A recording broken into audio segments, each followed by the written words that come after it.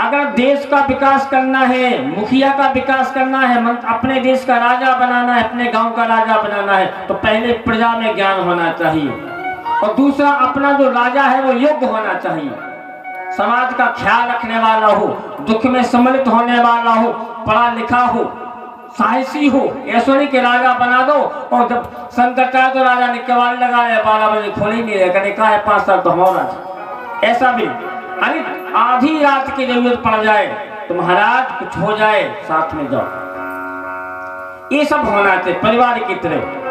अब जब दोनों सुधर जाएंगे कि योग्य मुखिया मिल जाएगा, प्रजा में ज्ञान हो जाएगा, तो देश का गांव का विकास हो जाएगा। तो महाराज हम चाहते हैं कि साम दाम दंड भेद। महाराज बाबा तुलसी ने कहा कि 4 नीति होती है और जिनको इन 4 नीतियों का ज्ञान हो जाए वो व्यक्ति राजनीति का सबसे बड़ा ज्ञाता हो जाया करता है।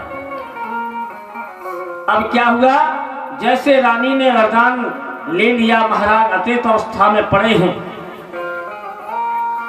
2 बर कोल कठिन हतो धारा, भवर कुबरी बचनो प्रजारा। कुबरी माने जो सुमंत्रा थी वो टेढ़ी नहीं थी, कुबर थी। जैसे महाराज द्वापर युग में जो त्रिभका थी ना, जिसे कहते हैं जो है कंस की दासी थी, सौरंधी जिसे बोलते हैं, ऐसी सुमंत्रा भी थी। बताया जाता है सुमंत्रा थी वो द्वापर में सौरंधी ही बनी। तो जाकर के उसने रानी से कहा, बार बार कहने के बाद में उसको समझा दिया। उसने वरदान भी महाराज से मांग लिया अतीत अवस्था में। अब महाराज एक खबर फैलते फैलते महाराज के पास में आ गए। महाराज रामचंद्र जी के पास में, राजा प्रभु के पास में, युवराज के पास में। किसी मंत्री ने कहा, युवराज महाराज की जय हो, राजा रघुनाथ जी की जय हो। क्या बात है भैया? बोले आपको पता है कि आपका अभिषेक होना था कल, लेकिन आज आपको ऐसा आदेश आया कि बन जाना। तो महाराज जो रघुनाथ जी हैं हमारे बड़े प्रसन्न हो गए। बोले मंत्री आज इनाम मांगो, आप क्या चाहते हैं? अब जो मंत्री था वो बोला, महाराज दुख की कोई इनाम होती है? सेवक को डर लगता है राजाओं से, क्योंकि भाई जने कब कौन प्रसन्न हो जाए, कब नाराज। बोले महाराज गलती हो गई बताने में, कोई हमसे बोलोगे तो क्षमा करें। नहीं, भूल नहीं हुई है, आज तुमने मेरे जीवन का सबसे बड़ा कार्य का संदेशा सुनाया, इससे मेरा जीवन धन्य हो जाएगा, जिसलिए मैं आया हूँ वो कार्य हो जाएगा। यदा यदा यधर्मस्य ग्लानो भवति भारत। बताया जाता है कि पृथ्वी पे जिसलिए मैं आया हूँ धर्म की रक्षा करने हेतु, आज मेरा कार्य पूर्ण हो गया। महाराज प्रसन्न हो गए राम जी। राम जी जैसे प्रसन्न हो गए तो जानते हो, प्रातःकाल जब महाराज भेष रख करके भगवान चलने को तैयार हुए, सबसे पहले माता कौशल्या की आज्ञा ले ली और आज्ञा लेने के बाद में अब महाराज लखनलाल जी बोले भैया हम भी चलेंगे। बोले क्यों? अब जानते हो, मिले न जगत सहोदर भ्राता। भाई होता है भाई की भुजा। अगर भाई का जो संसार में याद रखना, जो भाई होते जीवन में सबसे बुराई हो जाए चाहे पूरे गांव भर से, लेकिन भाई के प्रति भाई की बुराई नहीं होना चाहिए। अगर ज्यादा किसी भाई को मिल गया तो वो भी तो तुम्हारा है, अगर छोटे को ज्यादा मिल गया वो भी तुम्हारा है।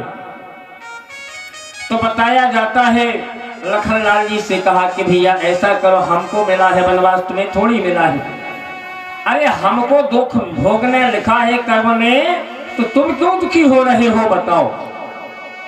इनकी बात सुनकर के लखनलाल जी ने कहा, सुखी मीन जहनीर अगाधा, जिमिहारी शरण न एकौ बाधा। जैसे मछली जल के बगैर नहीं जी सकती, ऐसे भैया मैं आपके बगैर नहीं जी सकता।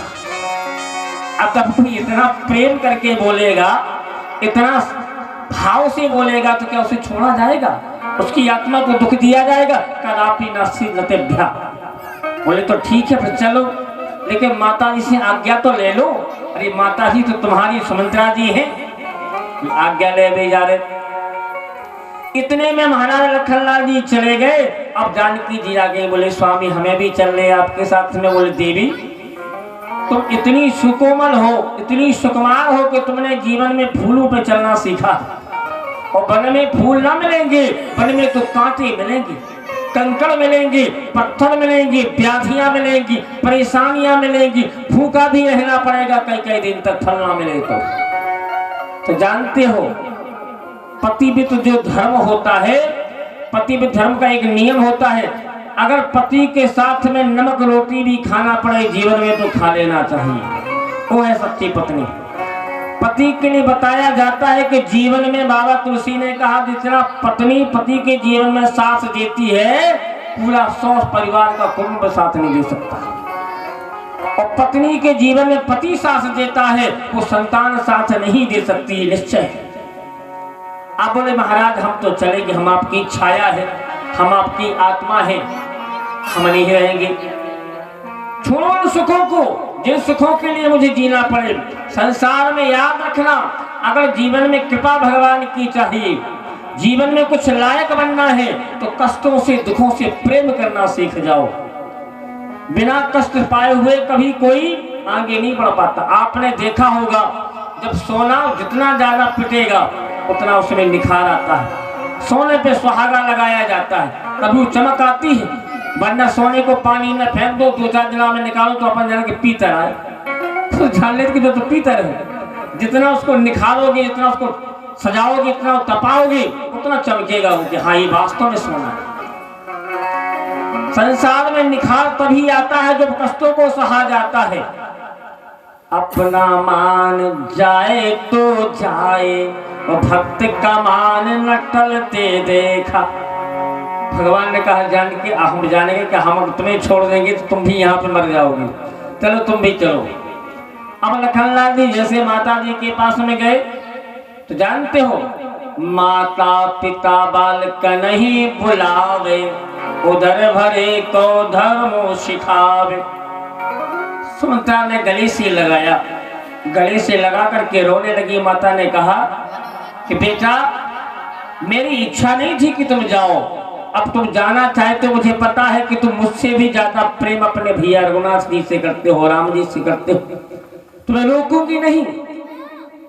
लेकिन याद रखना जो तुम्हारी माता है अब हम माता नहीं है, अब तुम्हारी जान की माता है। जो भाभी होती है वो भाभी नहीं होती है, वो एक माँ होती है जो बच्चे की तरह अपने देवर को पाला करती है और जीवन को सुंदर संस्कारों में बांधती है और महाराज दुख सुख में साथ दिया करती है।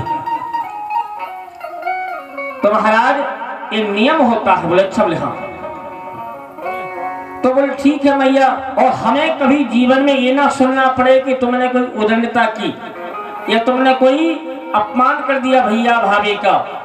जानते हो होनहार बिरबान के बोले लखत चीकने पात। जो बालक होनहार होते हैं उनसे जानी कही जा कि तुम स्कूल चले जाओ या तो विद्यालय चले जाओ या गुरु जी को राम राम कर लो या राधे राधे। वो तो स्वतः इतने बिरबान के इतने होशियार होते हैं कि स्वतः आपको आदेश नहीं देना पड़ेगा। आपने देखा होगा कि जैसे कोई पौधा लगाते हैं, जिस पौधे को योग्य होना है वो अपने आप धीरे धीरे चलता जाएगा, और जिस पौधे को सूखना है कितना भी जल डालो वो सूख जाएगा। लखनलाल जी को समझा दिया, ज्ञान दे दिया। और मैंने पहले भी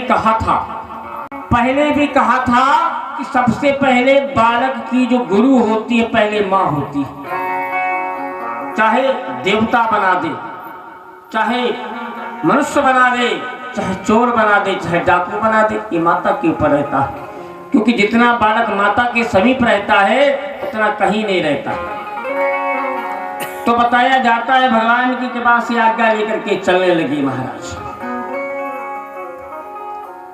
गौरभी को सेवको सचिवो कहें उदित सब देख, आगे अजह न अवधपति और कारण कबनु विशेष।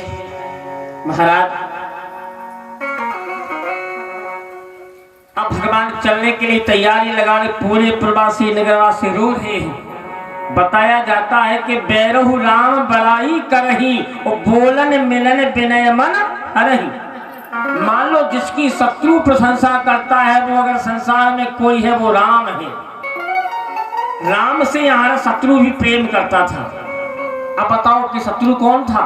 शत्रु भगवान का कोई हो ही नहीं सकता। जो प्रेम करने वाला हो वो कहाँ शत्रु रह जाता है। तो महाराज ऐसे हैं हमारे राम जी, बिल्कुल शील हैं, उदारवादी हैं, शांत हैं, गंभीर हैं।